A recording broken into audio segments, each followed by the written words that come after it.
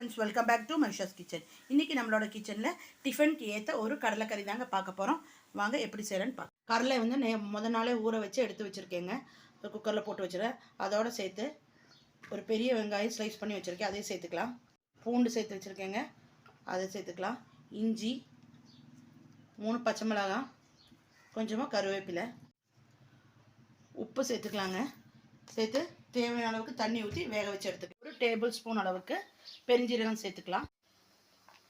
இப்போ ஒரு அரை டேபிள் ஸ்பூன் அளவுக்கு பெப்பர் சேர்த்துக்கலாம். ஏலக்காய் இது லைட்டாக சூடு பண்ணி எடுத்துக்கலாங்க. 2 மினிட்ஸ் சூடு பண்ணி எடுத்தால் போதும்.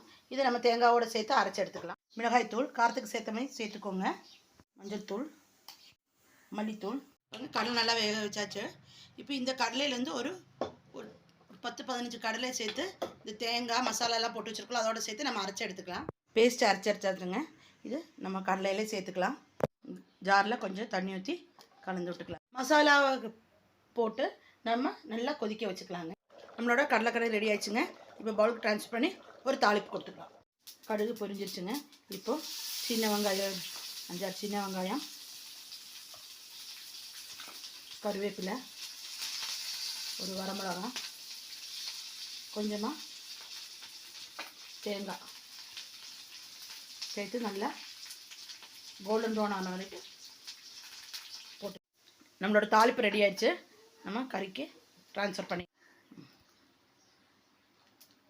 சூப்பரான கடலைக்கறி ரெடி ஆயிடுச்சு. எல்லா டிஃபன் வெரைட்டியோடும் சூப்பராக இருக்கும்.